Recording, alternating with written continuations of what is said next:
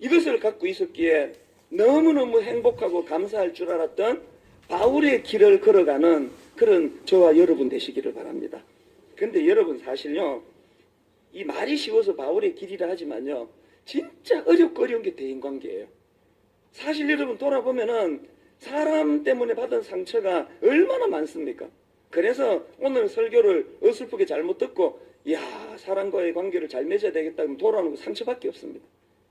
그렇기 때문에 여러분 진짜 그 사람과의 관계, 또 내게는 사람으로 인한 감사가 있는가, 이런 질문을 하신다면 두 가지 사실을 꼭 유념해야 됩니다. 이걸 제가 질문 형식으로 만들어 봤는데요. 첫째로요, 여러분 사람으로 인한 감사가 나오기 위하여 여러분의 대인관계에는 하나님이 개입하고 있는가?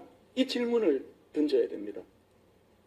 골로새서 1장 3절에 보니까 우리가 너희를 위하여 기도할 때마다 하나님 곧 우리 주 예수 그리스도의 아버지께 감사하노라. 바울이요, 옛날을 회상하다가 골로새 교회 성도들이 감사해진 건 아니에요.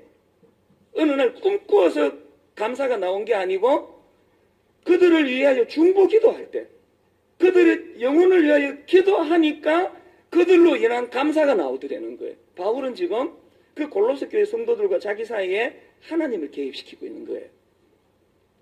이런 모습은 또 다른 감옥에서 쓴 옥중서신 빌립보서에도 똑같이 나오는데, 자, 빌립보서 1장 3절부터 5절 한번 보십시오.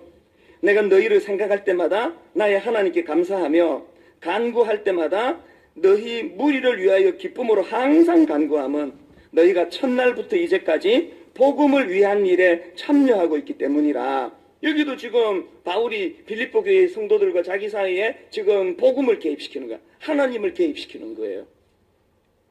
이 원리가 얼마나 중요한가 하면은요, 교회 안에서 사람에게 상처받는 걸로 치자면은 이걸 말로다 못합니다. 가족도 마찬가지예요.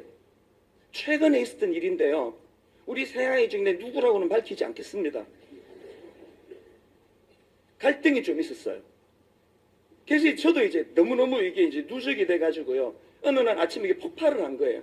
그래서 제가 막 너무 화가 나가지고요, 이제 이 녀석 저녁에 돌아오면은 내가 이제 이번에 날 잡았다. 그래가지고요, 내가 자기한테 받았던 상처, 이런 것들을 이제 막 한번 제가 다 이제 들이퍼부으려고요. 그래서 설교 준비하듯이 하루 종일 준비했습니다. 잊어버릴까봐. 메모도 하고, 사례도 막 적고, 예화도 들고 막 이러면서 하루 종일 내가 이제 이 녀석한테 내 들이퍼부으려고 이제 증거 자료를 탁 모으고 있고, 그리고는 또 그걸 다 외웠습니다. 열받아가지고 야단치는데 원고 보듯이 첫째 이래갖고는 안 되잖아요. 그래서 이게 다 이제 소화를 해가지고 내가 기다렸거든요. 들어오더라고요. 집에 들어오자마자 너 이리 와봐라. 여기 앉아봐. 그리고는 이제 제가 이제 하루 종일 준비한 내 그 얘한테 받았던 상처를 들이퍼부으려고 호흡을 고르는데, 이 녀석이 0.5초 빠르게 기습 공격을 해버렸어요.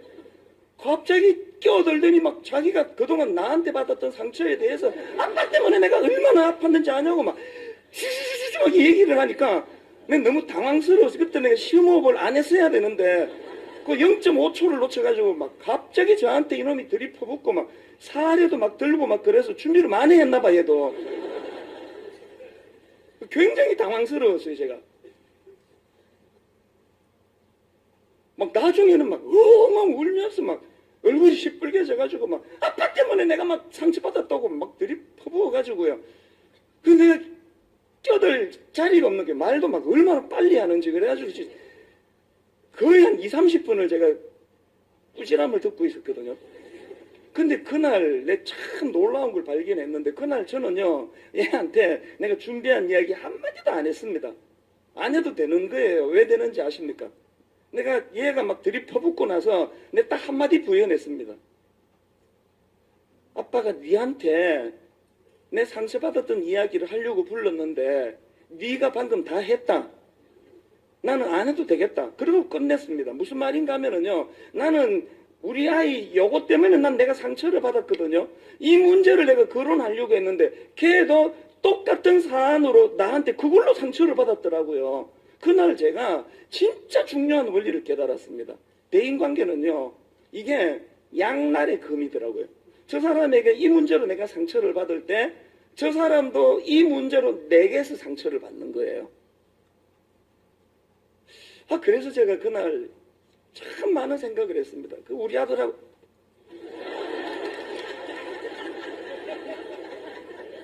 우리 집에 아들이 하나밖에 없는데 그날 제가요 하루 종일 이제 화가 났었고 이건 바로 잡아야 되겠다 그래서 제가 야단칠 준비를 했지만 그 아이 얘기를 다 듣고요 내가 사과했습니다. 나 용서해 달라고. 네가 그런 줄 내가 몰랐다고. 저는 목사고요 자녀 교육을 잘한다고 생각을 했지만 대인관계는 참 어렵고 어려운 거더라고요. 그래서 참 그 신기한 게요 바로 지난주 수요일 큐티가 본문이 에베소서 6장인데요 6장 1절을 보십시오. 자녀들아 주 안에서 너희 부모에게 순종하라. 이것이 옳으니라. 그냥 순종하라는 게 아니에요. 하나님을 개입시키네요. 주 안에서 또 그 다음 4절 또 아비들아 너희 자녀를 노엽게 하지 말고 오직 주의 교훈과 훈계로 양육하라. 그냥 양육하면 부작용이 많이 생긴답니다. 주님의 교훈과 훈계로 양육하라는 거예요. 하나님을 개입시키고 있네요.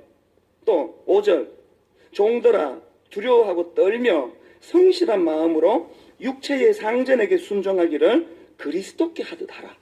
여기도 지금 주님을 개입시키네요. 9절 상전들아 너희도 그들에게 이와 같이 하고 위협을 거치라. 이는 그들과 너희의 상전이 하늘에 계시고 그에게는 사람을 외모로 취하는 일이 없는 줄 너희가 알미라. 하늘에 계신 하나님을 대인관계に개입시키고 있네요. 이런 교훈들이 다 뭘 이야기하는 겁니까? 죄성 가진 우리는요 목사고 뭐고 없습니다. 자녀 교육 잘하고 싶지만 혈기부터 먼저 나오는 거예요. 제가 그날 그 아이한테 무릎만 안 꿇었지 또 필요하다면 꿇었을 거예요. 그렇게 제가 용기를 내서 사과할 수 있었던 것은요 부족하지만 저 성령의 사람이거든요. 저 안에 성령님이 계시거든요. 그분이 저를 인도하시거든요. 제가 부족하게도 또 아비들아 너희 자녀를 노엽게 하지 말고 오직 주의 교훈과 훈계로 양육하라는 걸 흥분해서 잠깐 잊어버리고 그냥 양육하려고 했더니 그날 성령님이 저에게 주의 훈계로 양육하라는 말씀을 주셨기 때문에 회개가 나오니까 사과할 수 있는 거예요. 걔하고 저하고 40살 차이가 나거든요. 40살 어린 자녀한테 그 사과하는 거는 조금 용기가 필요합니다. 그리고 또 이미 그 전에 화가 난 상태였는데 저는 여러분의 대인관계가 하나님 안에서 이루어지기를 원합니다. 여러분의 대인관계에서 자꾸 하나님을 개입시키는 바울이 우리에게 권면하는 것처럼. 그래서 요즘 그날 이후로 그 아이하고 저하고 막 관계가 얼마나 좋아졌는지 몰라요. 보면은 싱글벙글거리고 막 아빠가 우리 아빠께 너무 좋아요 막 그런 이야기도 하고 언제 돌변할지 모르는 고백이긴 한데요. 이 어떻게 가능했을까요? 뒤늦게라도 성경의 원리를 깨달았던 아버지의 이 무지함을 고백했기 때문에 용서를 구했기 때문에 그런 거 아닙니까? 이번 추수감사주일에 사람으로 인한 감사가 회복되기를 주님 이름으로 축복합니다. 그 일이 가능하려면 하나님을 그 사람과 여러분 사이에 하나님을 개입시키는 이런 일들이 일어나게 되기를 바랍니다. 두 번째로요. 사람으로 인한 감사가 흘러넘치기 위해서는 이 질문해야 됩니다. 나는 예수님에 대한 믿음이 사람에 대한 사랑으로 연결되고 있는가? 이게 무슨 말씀인가 하면은요. 지금 바울이 골로새 교회 성도들에게 감사하는 게 뭐냐를 보니까 4절을 보십시오. 이는 그리스도 예수 안에 너희의 믿음과 모든 성도에 대한 사랑을 들었으며 지금 골로새 교회 성도들이 귀한 게 뭐냐 하니까 예수 그리스도를 향한 그들의 믿음을 갖춰두지 않고 고이게 만들지 않고 어디로